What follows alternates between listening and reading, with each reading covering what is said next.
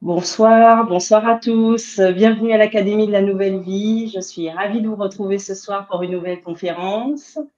Bonsoir Forcément. Solène, bonsoir Monica, bonsoir Daniel, Régine du Val-de-Marne, Marie-André de Vendée.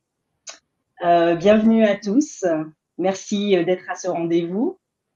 Ce soir, j'ai le grand plaisir d'accueillir Sydney Tegbo pour le thème l'abondance alchimique.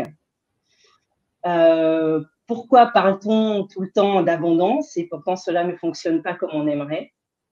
Pourquoi la loi d'attraction est une illusion? Comment vibrer l'abondance en tout? L'abondance, c'est un thème qui a été traité de nombreuses fois, mais dans cette conférence, nous aborderons une approche radicalement différente du sujet. L'alchimie n'est pas simplement la transformation du plomb en or ou une transmutation intérieure. Elle contient les clés de la matière et de ses lois fondamentales. Donc, dans cette conférence, nous allons voir comment dépasser la loi d'attraction pour accéder à la loi de la nécessité, comprendre comment voir avec l'œil du cœur et ainsi être en harmonie avec toute la création, intégrer ce qu'est être un véritable pilier de lumière, fusionner notre part solaire et lunaire. Alors, programme très intéressant que nous propose Sydney ce soir, Sydney Tegbo, qui est canal multidimensionnel. Bonsoir Sydney. Bonsoir Laetitia, bonsoir à tous et à toutes. Oui, je suis très heureuse de te recevoir ce soir à l'Académie de la Nouvelle Vie. Moi, je suis très heureux Alors, d'être là. peux-tu nous en dire plus sur toi et sur la conférence de ce soir? Je vais rentrer directement dans le vif du sujet, donc ça ne sert à rien que je la résume avant de commencer. Oui, Si ce n'est voilà, que ce que vous allez entendre ce soir est assez nouveau. Donc ça va vous demander de peut-être mettre certaines de vos croyances euh, derrière vous et d'être prêt à accéder à de nouvelles façons de voir et de penser le monde. Voilà. mmh, Et, euh, et après, ben, on va démarrer de toute façon dès que c'est bon. Je crois que les gens, de toute façon, peut-être par les précédentes vidéos, me connaissent déjà. Après, si tu veux faire le résumé rapide de la présentation, mais sinon, on peut attaquer directement. bon, je pense qu'on peut attaquer direct, si tu veux. Voilà, Bon, ben super. ouais. Allez, et ben c'est parti. Ben, en tout cas, je suis vraiment ravi d'être là et c'est pour moi une grande joie de partager ces connaissances avec vous ce soir. Alors, quand on parle d'abondance, il y a énormément de croyances. Et l'idée sous-jacente de l'abondance, finalement, c'est de reprendre son destin, sa vie en main. Certains d'entre nous, finalement, subissent tout au long de leur vie, leur existence, consciemment ou non. Et d'autres parmi nous accèdent à certaines compréhensions plus profondes et aux mécanismes du réel. Et peu, finalement, transcendent l'essence même de la matière et de la vie. Ceux qui le font sont appelés souvent des alchimistes, des mages, des prophètes ou des fous. Et ce qui va être abordé ce soir, finalement, c'est des connaissances qui sont très anciennes et qui étaient réservées à l'élite des initiés, les initiés les plus avancés, finalement, au mystère, qu'ils soient de l'époque grecque ou même voire égyptienne.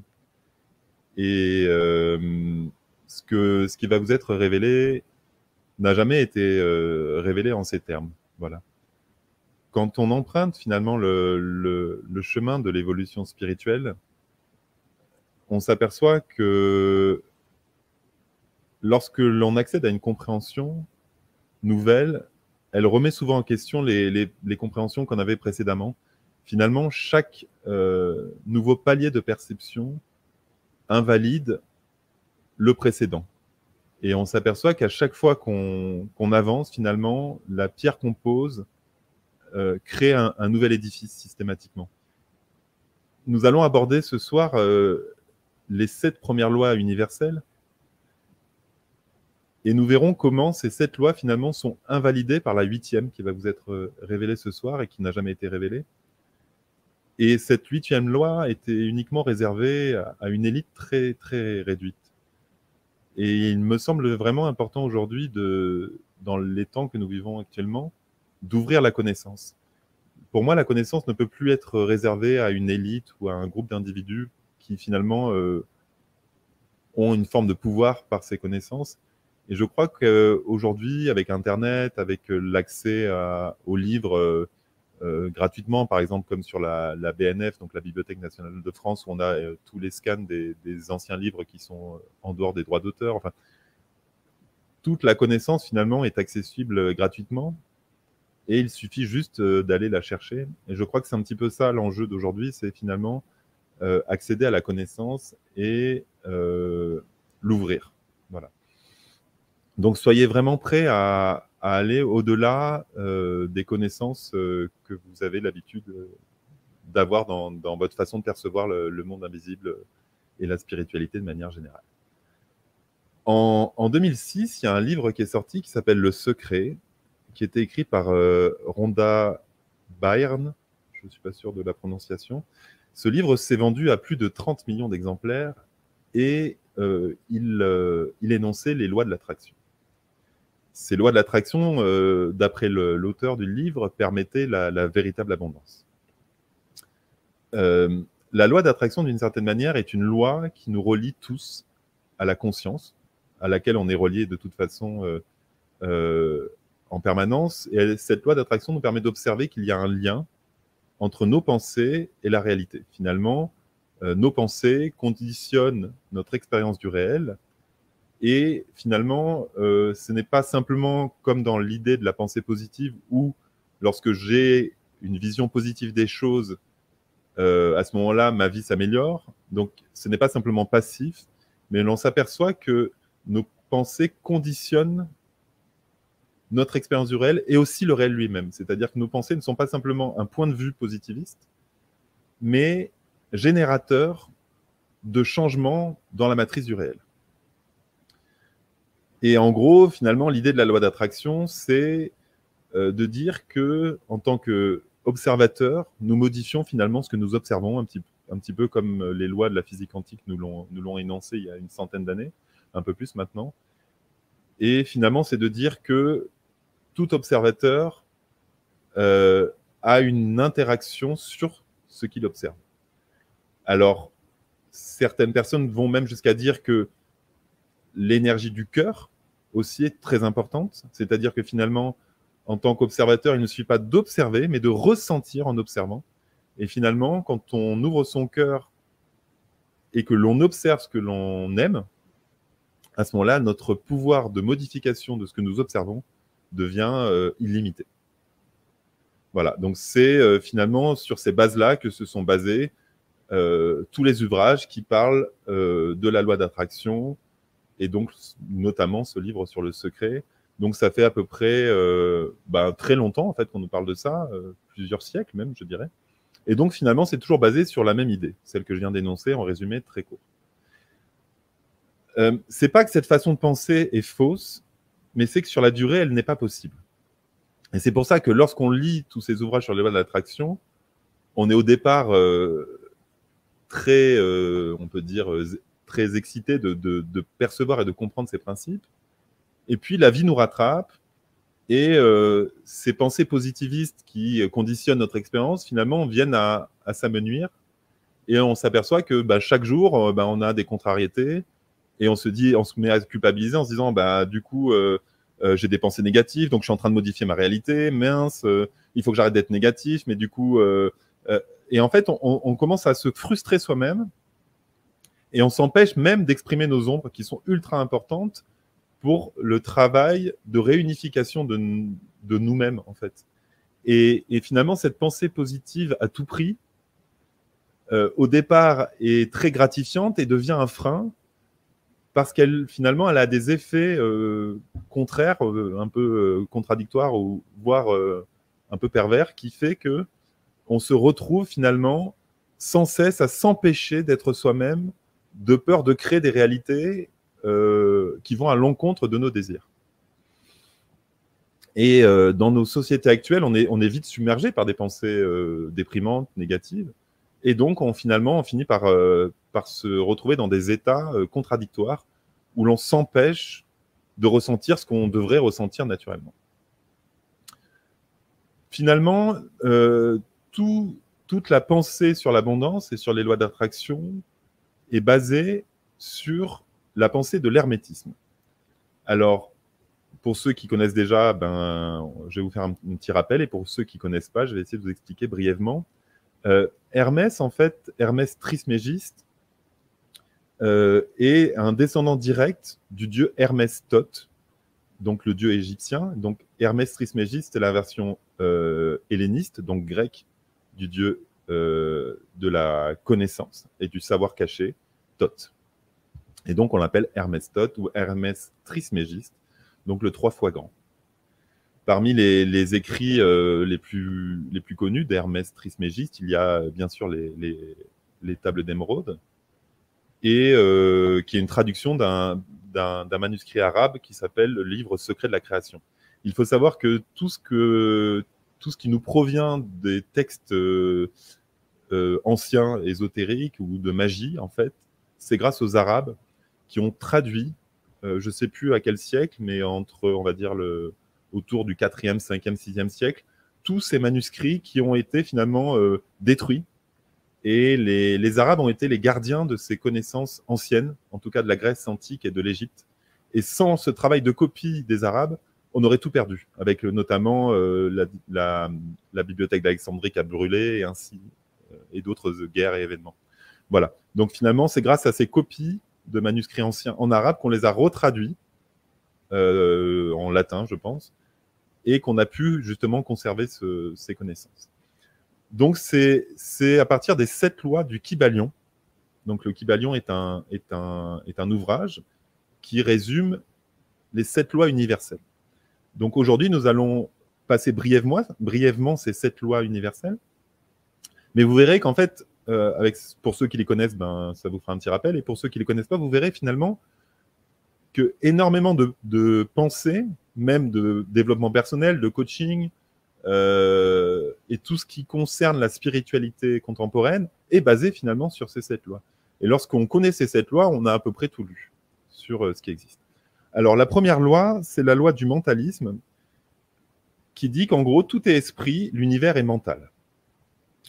Donc en résumé, pour modifier ou impacter notre réalité, nous devons donc agir au niveau du mental et changer notre façon de penser et de ressentir.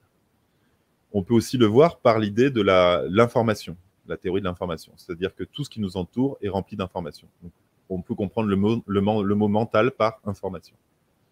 La deuxième loi des 7 lois du Kybalion, c'est la loi de la correspondance. Alors ça, c'est une phrase très connue pour ceux qui connaissent la table d'émeraude, donc du même Hermès Trismégiste. Tout ce qui est en haut est comme ce qui est en bas, et ce qui est en bas est comme ce qui est en haut. En gros, le microcosme et le macrocosme, l'infiniment petit et l'infiniment grand se rejoignent. La troisième loi, c'est la loi de la vibration, aussi appelée la loi de l'attraction. Rien ne repose, tout remue, tout vibre. En gros, puisque nos vibrations créent et attirent les fréquences qui sont similaires à la nôtre, cela veut dire que nous pouvons quelque part contrôler ce que nous attirons en changeant la manière dont nous vibrons, et donc dont nous sommes, l'état quelque part vibratoire dans lequel nous sommes.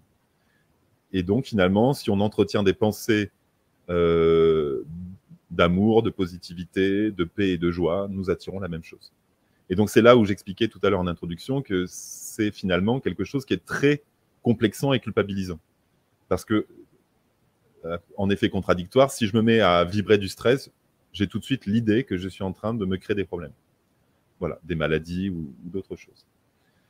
La quatrième loi, c'est la loi de la polarité. En gros, tout est double et tout est fait de pôles opposés qu'il faut concilier.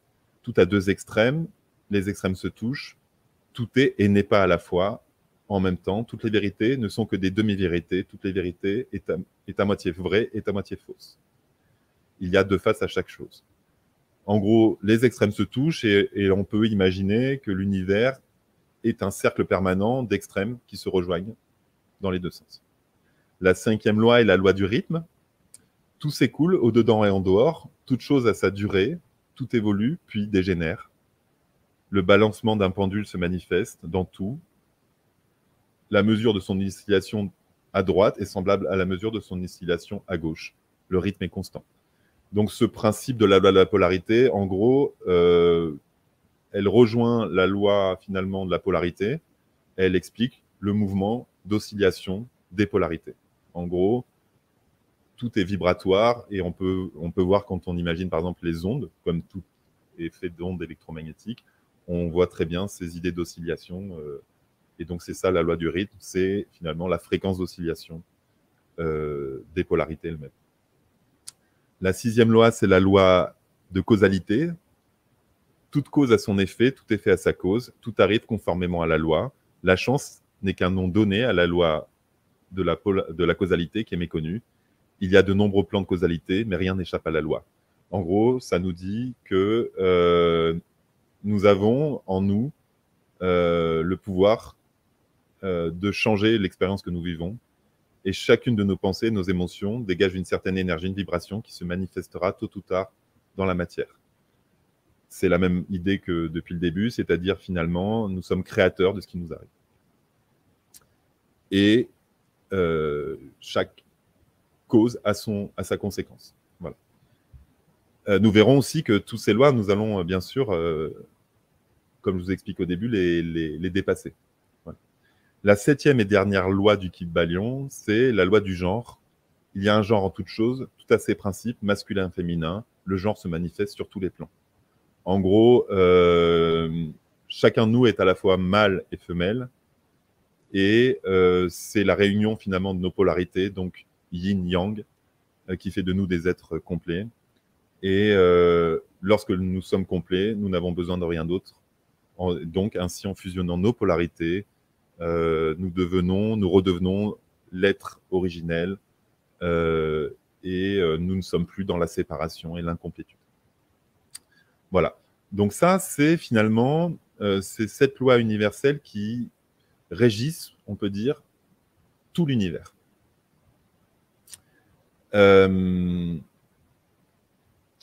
C'est cette loi, finalement, donc comme je vous le disais, c'est sur ces 7 lois que se basent notamment le secret, la loi de l'attraction.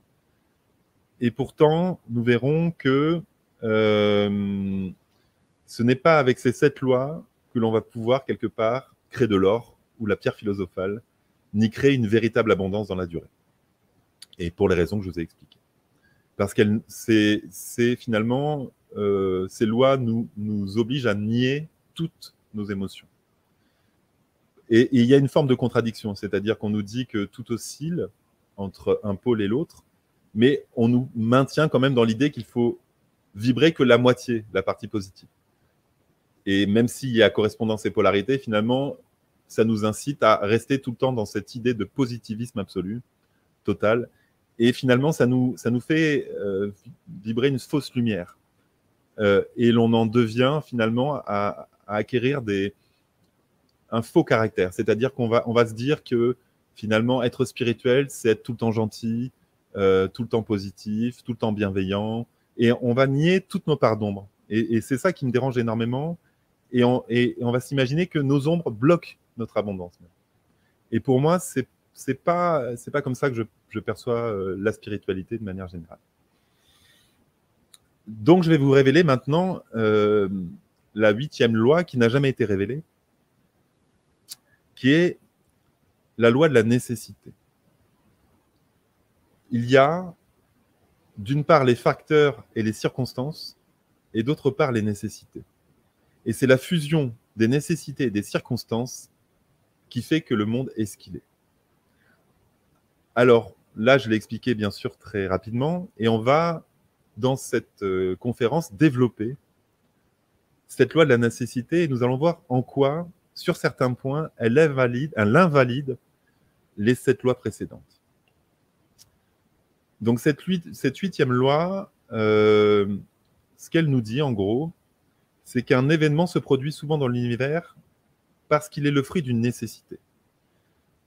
Il faut voir le but comme générant l'origine, et plus l'origine comme générant le but. Finalement, si l'on devait décrire cette loi, on dirait qu'elle nous fait évoluer dans un monde qui n'est plus causal, mais rétrocausal. Ce que nous avons sous les yeux, notre monde, est une succession d'événements liés à la nécessité, et non prédéterminé et conçu à l'avance. Alors, lorsque l'on commence à concevoir ça, il y a bien sûr ce débat qui revient, qui est celui de l'opposition entre déterminisme et relativisme. Et donc, vous comprenez bien sûr ma position, et je n'ai pas envie de faire ce débat, mais nous allons voir que finalement, nous allons y répondre, car la question en elle-même va disparaître. La question n'est plus de savoir si le monde est relativiste ou déterministe, parce que finalement, cette façon de penser n'est pas du tout en adéquation avec la loi de la nécessité. Donc, ce qui nous arrive finalement à chaque instant n'est pas prédéterminé, sinon l'expérience que nous vivons n'aurait aucun intérêt. À quoi ça sert la vie si finalement la vie n'est qu'un logiciel ou l'œuvre d'une conscience supérieure qui sait déjà tout? À ce moment-là, si cette conscience avait voulu cette expérience, pourquoi faire une expérience où nous n'avons aucune marge de manœuvre et où l'expérienceur, finalement, conditionne notre expérience sans nous laisser pouvoir avoir une réelle expérience, mais finalement l'illusion d'une expérience qui serait déjà, en fait, écrite à l'avance. Donc, je vous ai dit que j'allais ce soir, bien sûr, remettre en question un certain nombre de croyances. Donc, accrochez-vous. Hein, voilà. Donc, finalement, si le monde était causal, il y aurait toujours cette problématique que j'aime particulièrement, qui est celle de la poule et de l'œuf. Donc, on a toujours cette question, qu'est-ce qui apparaît en premier, la poule ou l'œuf? Et donc, cette question est intéressante parce que si l'on comprend la loi de la nécessité, on comprend que la poule et l'œuf sont apparus en même temps.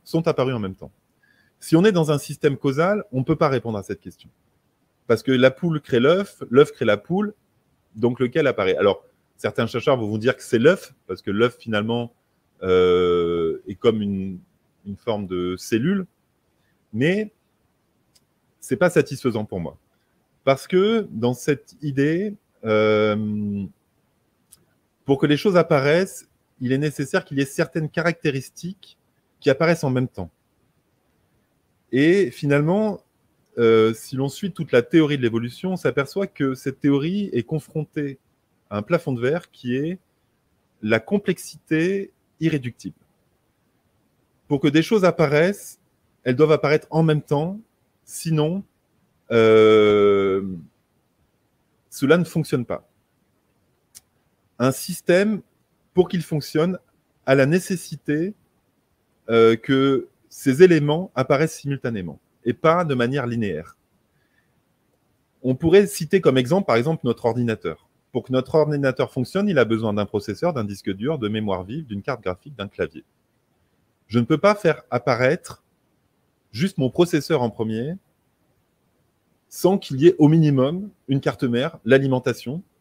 Et puis si de toute façon, je n'ai pas d'écran, je ne vois rien. Et si je n'ai pas de clavier, je ne peux rien faire. Et ainsi de suite. Et c'est pareil pour la vie. C'est-à-dire qu'on essaie de nous faire croire depuis Darwin que tout découle petit à petit et se complexifie au fur et à mesure. Mais ce n'est pas possible parce qu'il y a des complexités irréductibles. Par exemple, si je n'ai pas de sens pour percevoir et un système de digestion, je meurs, en fait, tout simplement. Voilà. Donc, on peut revenir à notre exemple de la poule et de l'œuf. On peut le prendre aussi pour la plante. Finalement, dans la plante, il y a la graine et la graine contient la plante. En gros, c'est à la fois la plante porte la graine en elle et la plante elle-même, elle se porte elle-même. Et c'est qu'une fois qu'on a la plante sous les yeux, qu'on comprend d'où elle provient, donc de la graine, mais c'est en rien, finalement, une vérité absolue. Ce n'est pas parce que l'on comprend que la plante découle de la graine que l'on comprend comment l'univers fonctionne, parce qu'on ne comprend pas comment la graine marche. Quand on a quelque chose de quelques millimètres qui, en mettant un peu d'eau et de soleil, va devenir une plante gigantesque, voire un arbre, cela ne nous permet pas de comprendre et d'en déduire des lois. On va simplement observer une graine et se dire, bon, il est fort probable que de cette graine, il y ait une plante. Mais la plante elle-même contient des graines, et là, on est vite perdu.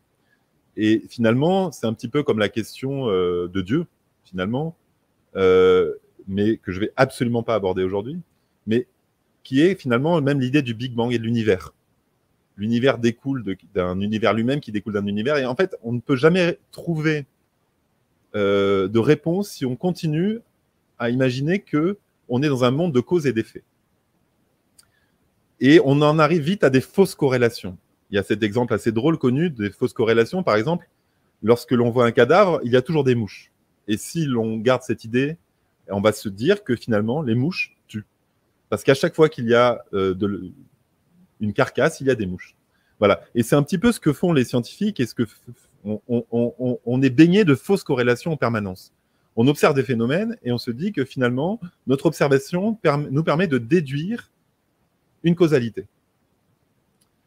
Et ce qu'il faut comprendre aujourd'hui dans ce que je vous énonce, c'est qu'il faut commencer à penser à l'envers. Il ne faut pas imaginer que tout provient d'un point central, d'où une succession d'événements découle, enfin se crée. Lorsque nous percevons une origine unique à chaque chose, on ne peut pas voir les choses telles qu'elles sont. Contrairement à tout ce qui est dit, tout le monde qui nous entoure ne provient pas du Big Bang. Voilà. C'est-à-dire que c'est pour ça qu'aucune équation mathématique ne nous permet de déduire l'univers visible d'un seul point. Et encore une fois, ce n'est pas quelque chose que je vais développer aujourd'hui, mais ce sera pour la prochaine conférence que je ferai en décembre. Mais on va dire que lorsque on cesse de percevoir tout ce qui nous entoure du point de vue d'un point unique, d'une source, d'une origine, à ce moment-là, on peut commencer à percevoir la loi de la nécessité. Pour qu'une chose se produise, il n'y a pas nécessairement de cause préalable, mais plutôt un besoin à satisfaire. Donc, finalement, ce que j'essaie de vous dire, c'est que lorsque vous voulez générer de l'abondance, la première chose à faire, c'est de voir quel est le besoin à satisfaire. Quelle est la nécessité dans laquelle vous vous intégrez. Finalement, l'idée, c'est pas d'être, donc comme le secret le dit, dans une pensée même liée au cœur créatrice, mais de comprendre que nous sommes entourés de nécessités de tout autour de nous et que finalement, c'est les nécessités qui attirent à elles les circonstances pour que les événements se produisent. Et que pour finalement percevoir cette abondance totale, il nous faut prendre part à une nécessité et devenir, quelque part, l'outil d'une nécessité, et non pas la manifestation de notre désir propre. Donc finalement, lorsque je cesse d'être dans mon personnage et de souhaiter des choses de manière égotique, et que je comprends que je suis entouré de nécessités tout autour de moi, à ce moment-là, je peux commencer à entreapercevoir comment être le fruit d'une nécessité qui me dépasse, un petit peu comme si je savais que la foudre allait tomber, parce qu'il y a un orage, et que pour avoir de l'énergie, je me positionne au bon endroit pour que la foudre me traverse plutôt que l'arbre à côté. Et en étant traversé par la foudre, donc qui est finalement inexorable, je vais, quelque part, recevoir de l'énergie à ce moment-là et pouvoir créer de manière illimitée. Parce que l'énergie que je vais recevoir à ce moment-là va me dépasser. Je vais être quelque part le canal d'une énergie ou d'une nécessité qui est plus grande que moi. Et en étant le canal d'une nécessité, je vais de ce fait recevoir tout ce qui est nécessaire à ce que cette nécessité se produise, parce que nous sommes finalement le fruit de nécessités en permanence. Donc finalement, cela nous invite à cesser de percevoir les choses au-delà, c'est-à-dire, ça nous oblige, à voir les choses au-delà de notre désir propre. Sans besoin préalable, il n'y a pas de nécessité. Et sans nécessité, il n'y a pas d'œuvre. Donc, il faut sortir de la cause et de la conséquence. Et en percevant les nécessités, tout va se faire de lui-même. C'est-à-dire que la nécessité s'associe quelque part à la vraie confiance, à la foi, parce que lorsque l'on sort de ce système de la volonté égotique, on s'aperçoit que les choses se font d'elles-mêmes et que l'on a juste à être en alignement avec ces choses qui se font d'elles-mêmes. Quand des mutations se sont opérées dans tout pour créer le monde tel qu'il est, ce n'était pas une question d'idée ou de conviction, mais c'était finalement à chaque fois des mutations nécessaires. Alors, bien sûr, si on lit tout ça à l'amour, on comprend que l'amour en lui-même est finalement une nécessité aussi. Et finalement, on commence à comprendre comment on est liés les uns les autres, et finalement, cela aussi crée des nécessités. Voilà. Donc là, j'ai fait un résumé très court de la loi de la nécessité. Et je vais commencer par répondre à des questions, s'il y en a. Et sinon, ben, je te laisse un petit peu la parole, Laetitia. Ok, alors des questions, moi j'en ai une déjà, cette loi de la nécessité, comment tu l'as découverte, d'où elle te vient? C'est une question que j'ai envie de te poser. Alors, c'est une très très bonne question. Dans mon chemin, quelque part, je suis devenu un canal, et en tant que canal multidimensionnel, j'ai eu accès à des consciences beaucoup plus avancées, quelque part, on peut dire, d'autres plans et dimensions. Et cette loi de la nécessité m'a été transmise quelque part par des consciences plurielles qui m'ont transmis un certain nombre d'enseignements. Voilà. Et finalement, elles m'ont transmis ces connaissances cachées, parmi plein d'autres, hein, bien sûr. Et là, aujourd'hui, c'est quelques lignes, finalement, de ces interactions que j'ai eues avec ces consciences plurielles, qui sont à la fois certains aspects de moi, parce qu'on est tous liés. Donc, finalement, j'ai envie de dire, c'est mon aspect au-delà du moi supérieur, c'est-à-dire c'est finalement, quelque part, la conscience qui m'a transmis ces informations, parce que finalement, l'intelligence ou l'information, c'est une conscience. Voilà. Et cette conscience, finalement, lorsque l'on sait rentrer en résonance avec sa fréquence, à ce moment-là, on est quelque part relié à l'intelligence et à l'information. On peut le comprendre comme notre ordinateur. C'est-à-dire que notre ordinateur, bon, il a un traitement texte, il a des fonctionnalités, mais à un moment, quand on le connecte sur le bon réseau, il a accès finalement à la connaissance, un petit peu comme un réseau Internet. Bon, alors dans Internet, il y a beaucoup de choses qui ne sont pas vraies, donc c'est un exemple un peu limite. Mais on va dire que voilà. Donc c'est des connaissances quelque part qui m'ont été transmises par des consciences quelque part d'autres plans. Et voilà, en gros. D'accord. Et moi, je me demande, enfin, pourquoi est-ce que, enfin, j'ai essayé de comprendre ce que tu as expliqué avec la loi de la nécessité, mais pourquoi est-ce que elle annihilerait toutes les autres lois? Parce que je pense qu'on utilise quelque part aussi un peu les autres lois qui fonctionnent. Alors, peut-être qu'elles ont leurs limites, mais est-ce que cette loi, de par son existence, fait que les 7 autres ne comptent plus? D'accord, merci pour la réponse. Alors, il y a Samy qui avait posé une question. Je vais acheter l'atelier sur la multidimensionnalité et dans le cas d'un atelier sur l'abondance alchimique, vaut-il mieux réaliser avant l'atelier précédent? Enfin, voilà, est-ce qu'il y a un ordre par rapport aux deux ateliers? Après ta réponse, j'en profiterai pour présenter l'atelier sur l'abondance. Voilà, ce sera sûrement la plus pointue de toutes les conférences que j'ai faites. Voilà. D'accord. Donc, pour quelqu'un qui prendrait les 3 ateliers, il respecte l'ordre des conférences. Par exemple, il faut faire l'atelier, le premier sur la multidimensionnalité avant vivre l'abondance alchimique. Oui et non. Encore une C'était la question. Ok, c'est mieux, mais d'accord. c'est pas obligatoire. C'est-à-dire que C'est pas obligatoire. voilà, c'est-à-dire que on peut quand même, si on décide de prendre que l'abondance d'aujourd'hui, s'en sortir. Voilà. Alors, par contre, pour la dernière, je ne suis pas sûr. Ça, je ne vais pas dire de bêtises. En tout cas, l'abondance s'autosuffit, mais par contre, on ne pourra pas accéder à la supraconscience si on n'a pas fait les 2 premières, ça, c'est sûr.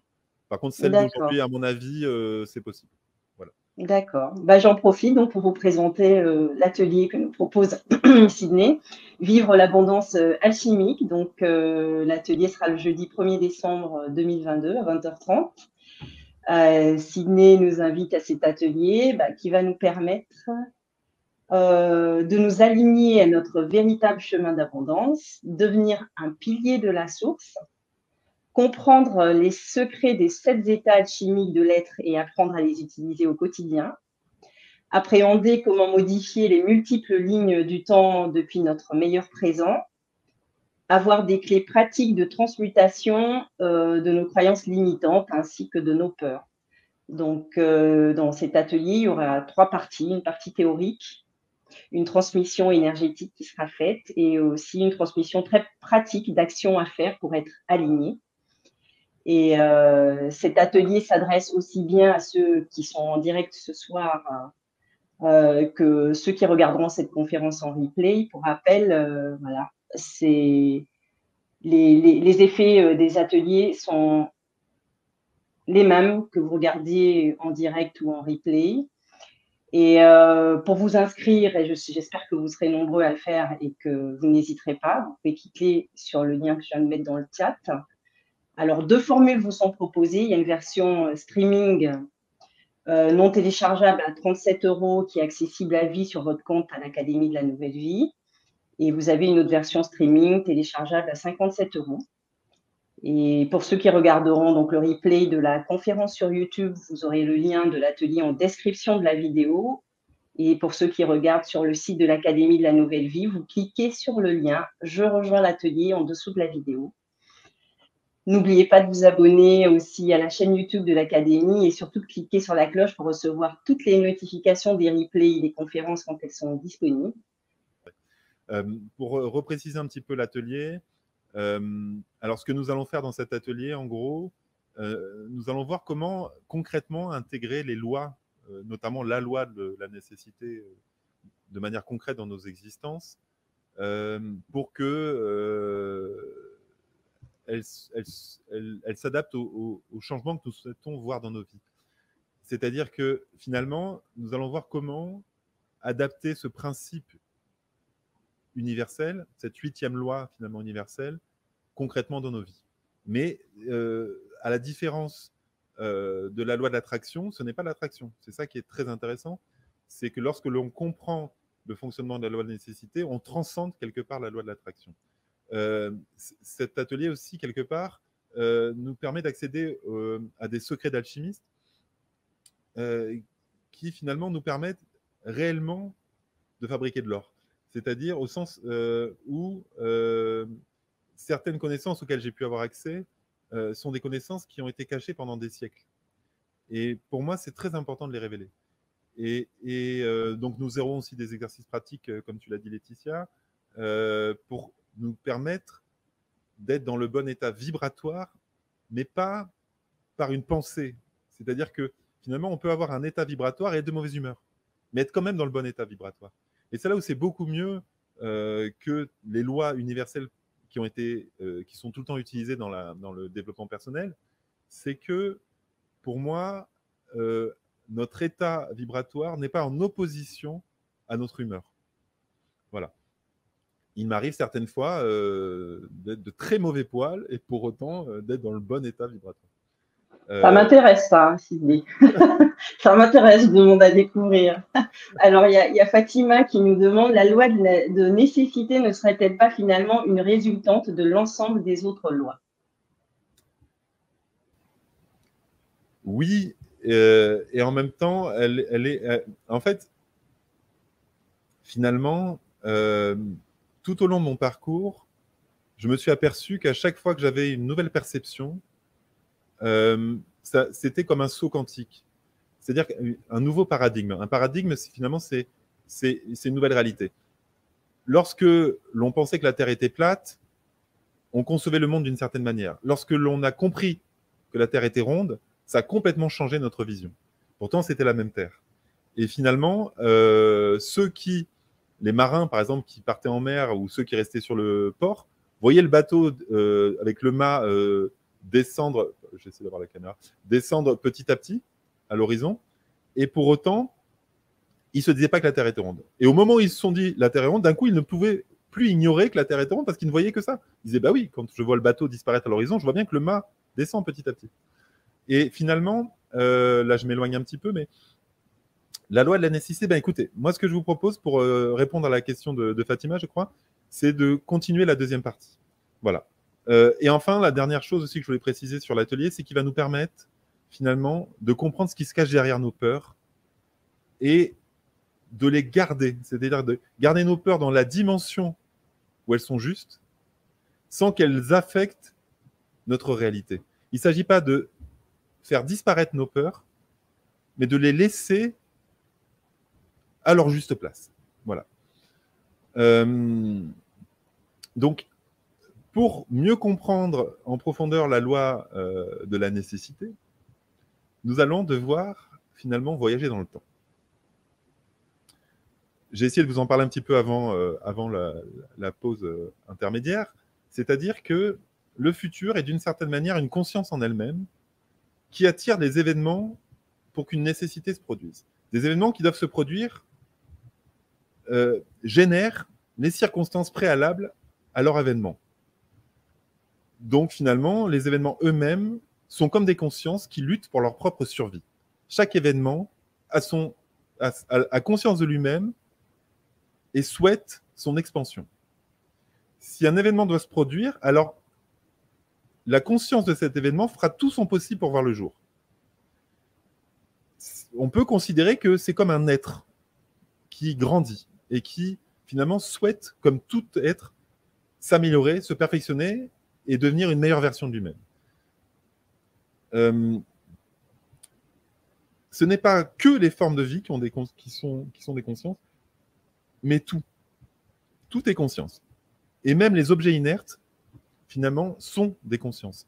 Moi, j'ai vu, par exemple, des amis qui sont dans la lithothérapie, avoir des pierres ou avoir des choses sculptées, et avoir un objet en plastique et me dire, ben, c'est cet objet-là le plus puissant de toute ma collection. Et, par exemple, je sais pas moi, un dragon en plastique. Et ils me disent, ben, en fait, ce dragon en plastique est une conscience multidimensionnelle bien plus grande que mon dragon taillé dans du quartz. Pourquoi ?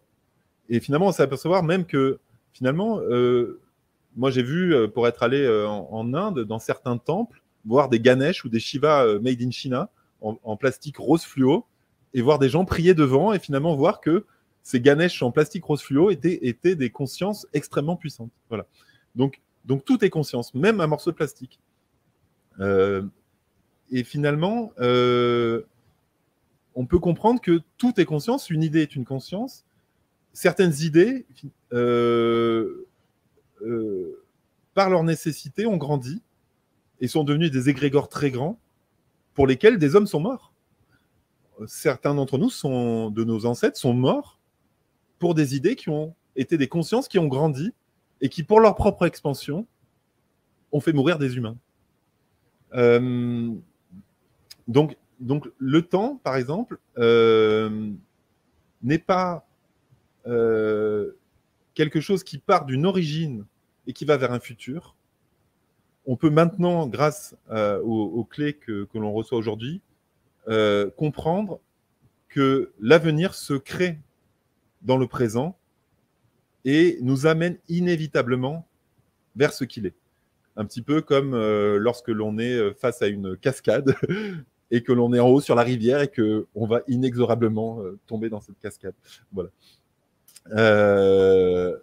Donc, on peut comprendre vis-à-vis de cette perception du temps que nous n'allons pas vers un accroissement, mais vers une disparition inévitable. Le temps appartient au néant et il n'appartient pas à la création. C'est d'ailleurs par la mort que nous pouvons percevoir que rien n'est éternel. Donc, si c'est la mort qui nous donne des indications sur la vie, c'est bien que cette énergie provient de la disparition et non pas de l'apparition.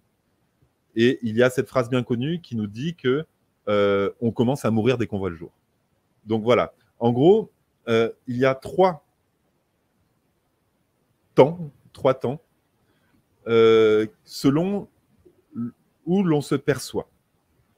Donc, il y a le temps finalement de notre âme. Et lorsque l'on perçoit le temps de notre âme, il n'est pas le même que le temps de notre corps. Parce que nous sommes la rencontre. En fait, l'humain, nous sommes la rencontre de plusieurs dimensions, un petit peu comme il a été exposé dans la conférence précédente. Et chacune des dimensions qui nous constituent ont des espaces-temps différents. Donc, notre âme, en elle-même, est régie par un temps qui est déjà terminé. C'est-à-dire que finalement, lorsque l'on voit du point de vue de l'âme et de la conscience, on s'aperçoit que tout est déjà terminé, parce que tout a commencé et est déjà terminé. C'est-à-dire que finalement, tout est et tout n'est plus du point de vue de l'âme. Par contre, si l'on considère les choses du point de vue finalement de notre lignée, à ce moment-là, on comprend les relations causales aux choses. C'est-à-dire que finalement, et maintenant, donc, ce que l'on comprend, c'est que ces relations causales sont rétrocausales. Finalement, nous ne sommes plus conditionnés par nos ancêtres, mais nous devenons des parents évoluant en fonction de leurs enfants.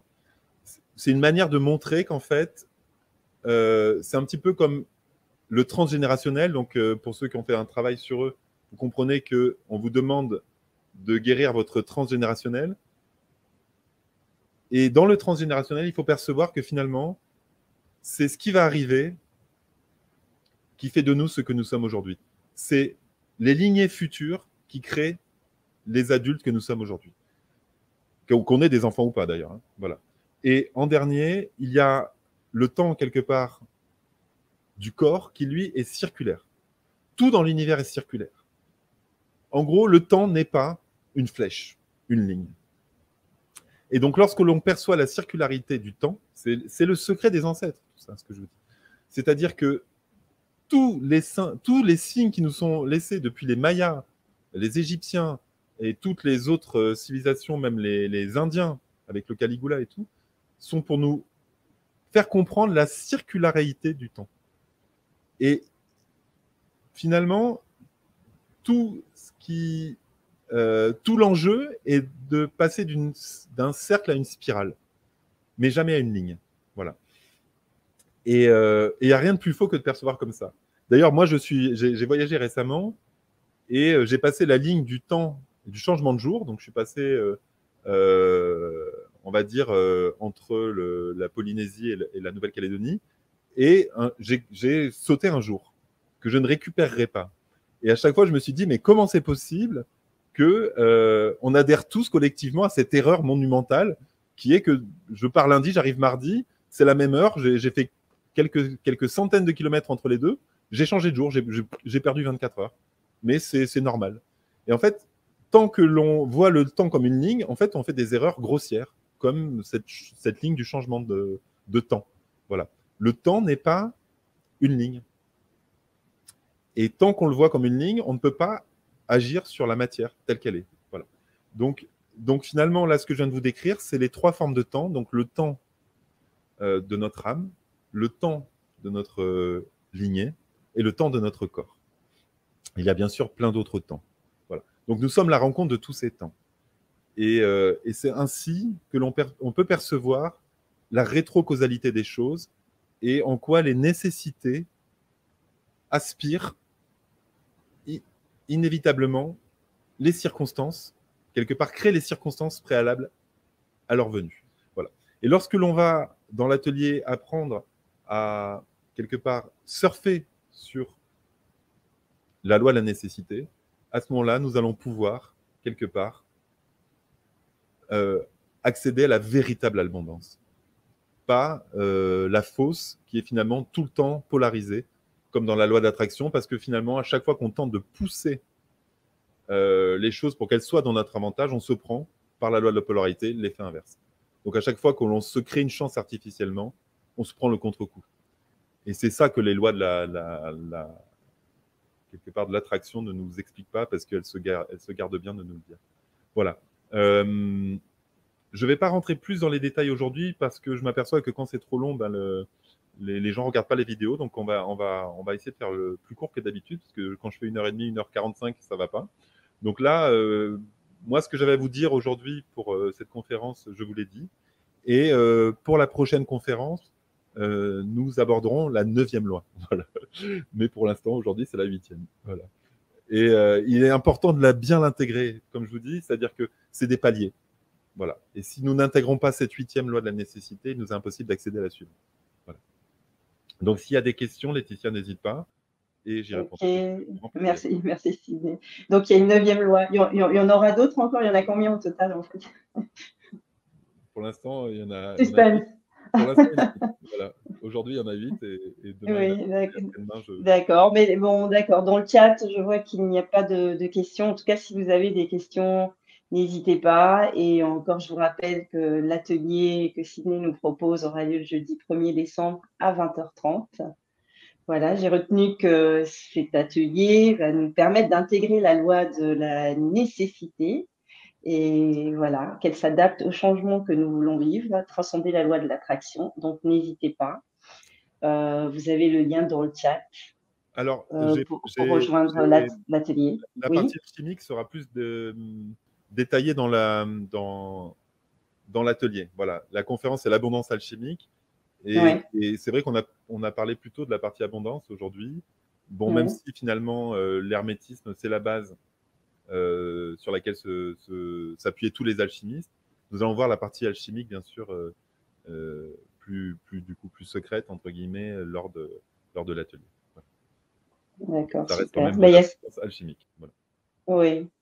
Alors, il y a Samy qui dit « Merci, j'apprécie cette ligne de ton qui me permet de déconstruire les croyances avec votre enseignement. » Super, Samy. Avec joie, Samy. Ouais, voilà. Donc, si vous avez des questions, alors, il y a Moi Oui, donc, qui pose une question, un rapport avec la théorie de la double causalité? Est-ce que la personne peut développer un peu plus? Je ne comprends pas la question. Voilà, parce que c'est la question. Et Fatima nous dit, voilà, il faut laisser aussi infuser votre enseignement, ça c'est sûr. Oui. C'est très dense.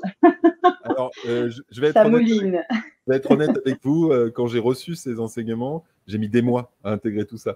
Et là, je vous fais un condensé, mais je vais être honnête. Bon, c'est l'ensemble des enseignements. Là, c'est vraiment quelques parties là que je vous donne. Mais c'est vrai que, en fait, lorsque l'on intègre la loi de la nécessité dans sa totalité, on se pose d'autres questions que vous ne me posez pas aujourd'hui, mais que vous me poserez peut-être en ayant intégré. C'est bien plus vaste, parce que c'est une reprogrammation totale de tout notre rapport au monde. Et vous verrez qu'il y a des questions qui vont apparaître, qui ne sont pas encore là pour l'instant, mais qui vont apparaître, qui vont être là.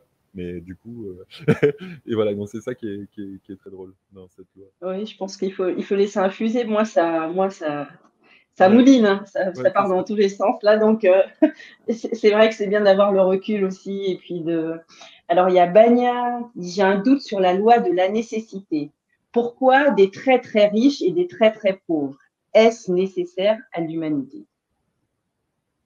Alors, Bania précisait elle dit « Je parle de la loi, juste la loi. » Voilà, elle dit « Je ne parlais pas de morale. » D'accord, je comprends bien. Voilà. Quelque part, oui. Quelque part, oui, parce que rien n'est égal. Rien n'est égal. Et encore une fois, lorsque moi j'ai des questions, je regarde les étoiles ou les atomes. Et il n'y a pas deux étoiles de la même taille. Même vis-à-vis de notre Soleil, il y a des étoiles qui sont 1 million de fois plus grandes que notre Soleil. Et du coup, il n'y a pas de choses égales. Donc, nous le percevons comme il y a des pauvres et des riches, mais c'est simplement une répartition. On va dire, c'est pas qu'il y a des pauvres et des riches, c'est qu'il y a tous les panels de richesse possibles. Et c'est ça qu'il faut percevoir pour aller au-delà. C'est-à-dire que finalement, pour être allé, moi, dans les bidonvilles en Inde, je peux vous assurer que j'ai jamais vu des gamins avec autant le sourire que dans ces endroits-là. Et donc, lorsque l'on cesse de le regarder en se disant oh, mon Dieu, ils sont pauvres, on s'aperçoit qu'ils sont, encore une fois, très riches autrement. Mais peut-être que là, je réponds toujours pas à la question. Donc, en tout cas, au niveau de la loi, quelque part, rien n'est égal. Donc, ce n'est pas une question de nécessité, c'est que finalement, tout existe. Tout existe de la personne qui a rien à celle qui a trop. Et il n'y a pas quelque part de... ce n'est pas une question de nécessité, c'est que c'est. Voilà, tout simplement. Et voilà ce que je peux en dire. Mmh. Alors, Samy dit les choix d'âme, les contrats peuvent donc être délivrés de par cette loi de la nécessité? Là, on commence à s'approcher d'une question intéressante. Finalement, est-ce que cette loi, finalement, de la nécessité, lorsque l'on la pousse dans sa réflexion, ne va pas invalider notre vision de l'incarnation? Et donc, finalement, de l'âme. Et oui, la réponse est oui, bien sûr que ça va invalider les contrats d'âme, parce que finalement, cette vision, pour moi, est erronée. Voilà. Cela ne fonctionne pas comme l'on le perçoit dans le cycle des réincarnations, évidemment. Voilà. Je préciserai beaucoup plus tout ça dans l'atelier et dans la conférence suivante, mais la question, en tout cas, est très intéressante. Mais je ne veux pas créer de la confusion, c'est pour ça que je reste vague. Voilà. Ça ne veut pas dire que les réponses ne seront pas données à un moment, mais pour l'instant, je pense qu'il faut déjà digérer cette perception-là, et à partir de là, finalement, ça fait un nouveau socle de perception. Voilà. D'accord. Très bien. Ben, merci Sidney pour merci Laetitia. Merci à tous ce moment. Voilà. Voilà. C'était passionnant, très dense. Oui. Et voilà, bah, c'était un plaisir de te recevoir, de t'écouter. En tout cas, ça a été un moment très enrichissant avec vous tous. Ah, y a-t-il une autre question?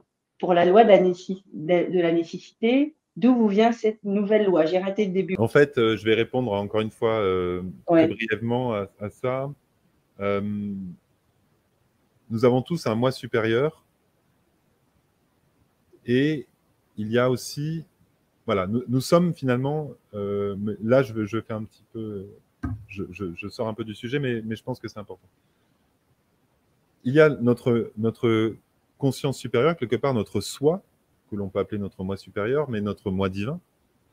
Et il y a finalement, au-dessus de ce moi divin, quelque part, ce que j'appelle moi une conscience groupe, notre conscience groupe, notre âme groupe, mais que l'on peut percevoir comme notre moi pluriel.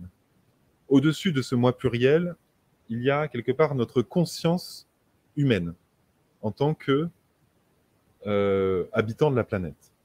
Et au-dessus de ça, il y a notre conscience humanoïde en tant que finalement